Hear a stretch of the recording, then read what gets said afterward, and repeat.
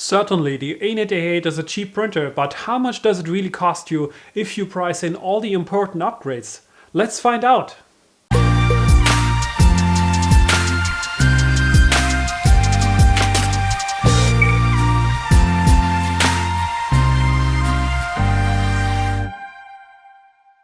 Hello, my name is Daniel. Welcome to the Crosslink channel. I would like to help you being more successful with 3D printing. And if you're new to this channel, please consider subscribing. As usual, all links to mentioned products and Thingiverse parts in this video are in the description, and I also put a list of all videos in the description which are explaining how to apply most of these upgrades, so watch these once you're ready to start building. So let's start with the overall purchase cost of the Anet A8.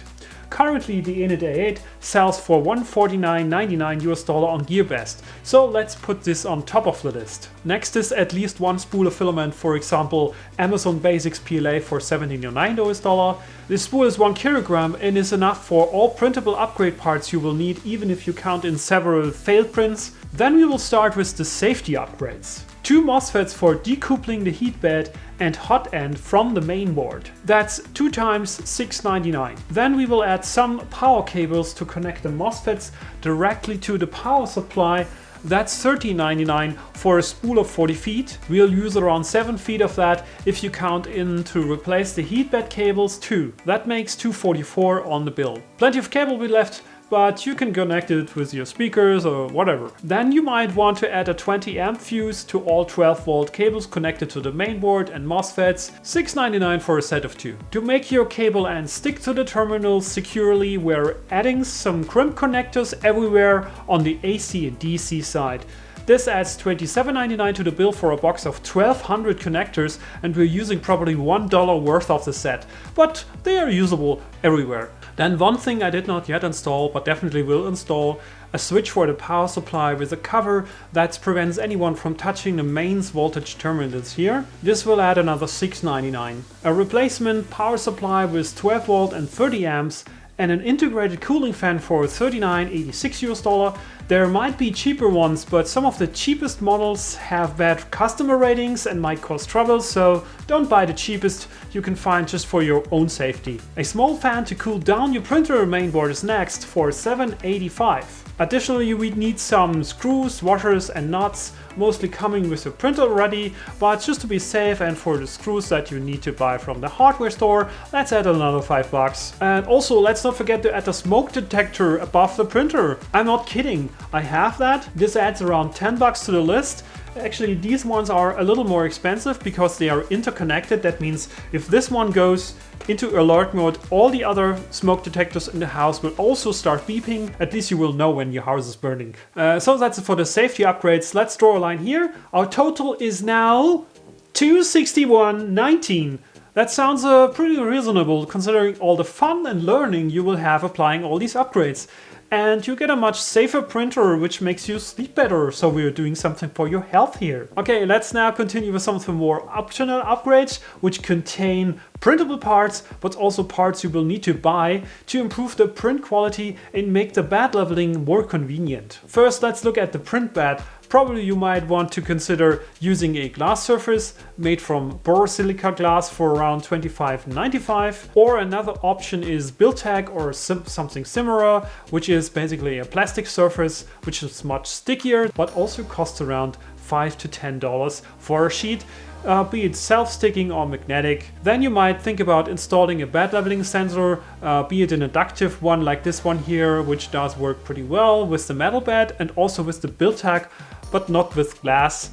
This sensor costs around $10 to $15 depending on where you buy it and if it has already the Anet board connector or not. Or on the other hand, the BLTouch or 3D touch sensor, which works with pretty much any surface but is also not exactly as precise as the inductive one. That will cost you around $40. And while I'm still pretty happy with the cheaper 3D touch sensor, which is around 15 to $20, I hear from a lot of comments that it's worth to get the BLTouch because it seems better quality and more reliable. So let's make the assumption that we go the cheap path overall and install a Buildtak for $10 plus the inductive bed leveling sensor for another $10. We will get away with around $280 for a printer that has everything you want and provides a much better learning experience than any other printer on the market.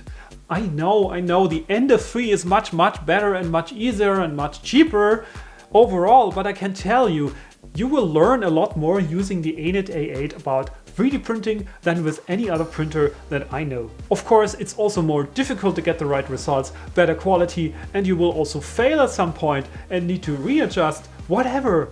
This is why this channel exists, to make you more successful using these printers and stick with the hobby, because it's so awesome. Okay, your comments from the last video, but I'm taking you outside. Top comment from my last video is from Thomas. He says, just a good video again. He's printed another belt engineer where he doesn't have to print these big frames. Well, certainly there is probably other solutions for the same problem there. I already had these big frame braces installed, and that's probably the reason why this is the easier solution for me. If you have another solution, great to post it here. Thanks for the comment. Kurt, thanks Daniel. The Anet A8 definitely needs belt tensioners. I ran into problems with an X-axis tensioner similar to one you show. The one I used did not fit inside of my X-Adler part. Maybe I'll try again using the part you have linked. Yeah, do that. Then we have Entronk. Love this video, Daniel. I'll definitely do this mod next. I could do with lowering the volume of the music next time. Thanks again for this amazing content. I get the point. I mean, probably have turned on the music a little bit too loud. So you probably noticed in this video I lowered the volume a little bit. So I hope it's more convenient for you to watch. Devlats says, I wonder if you would see a difference in a print if you would do it with looser or tighter belt. By the way, have you tried printing on a glass surface? I tried the glass cover of a picture frame and it works surprisingly good. Yes, first question, there is a little bit of a difference probably. If it's very loose, if it's very sloppy, then you would probably have more vibrations and you would probably see this in the print quality. Printing on glass, I definitely tried that. It's really hard to make it sticky. I tried different glass types, so normal glass and a so-called borosilicate glass. I think the borosilicate glass is a little bit better, and I want to try actually something that's sanded glass. So with that it should have a little bit more stickiness for the prints. I'm gonna try that out if I can get such a glass. Alton Khan says, and again, I watched very high quality video in your channel. Thank you very much for this. You have rare quality content channel on the background of shitty bloatware channels on YouTube. Keep up the good work. Well, I know there's a lot of channels out there. I don't know if they really should be called bloatware. I know there's a lot of channels just testing the newest and latest and greatest printers all the time, and that's not the case here, because we want to stick at least for a longer term with one device and then make it better and better and have some experience with that, compared to like buying new printers all the time. I mean, to be honest, who does that? SN0RK1S. Again, nice video. Some thoughts to make a video for RAM's 1.4 installation on Anet A8. Well, I'm thinking about it. I think it's definitely a good idea to do it. There is some explanations there already. You're absolutely right. It needs to be done in a good quality, and I think we should aim for a very good explanation, step by step, how to install the ramps and all the pros and cons, different stepper drivers. I think that's what I'm aiming here, and you can expect such a video from me this year. It's gonna take some time, but it's definitely going to come. And we have B asking, first of all, is there a way to know what's the correct belt tension? Can you measure it somehow? No, it's absolutely subjective. You can try to pinch both belts together. If you have the feeling, okay, they are pretty stiff, then you're probably at the right spot. You definitely don't want to make it a high noise like a guitar string. So something, I think that you have to find out and start from a low tension and then try some prints and see whether it's vibrating a lot or not. I think that's what I can recommend to you. And Julius Caesar 2017 asks, nice, are you German? Yes, I'm German and happy to be. And yeah, that's it for the comments from the last video. Yeah, keep on posting comments to my videos, ask me questions, maybe suggestions for other content, and let's get back to the studio. Back in the studio. That's it for today. If you appreciate this video, please smash the like button, consider subscribing to my channel to support me creating new content for you, and hit the bell notification icon if you want to get notified every time I post a new video. Thanks for watching. See you in the next one. Bye bye.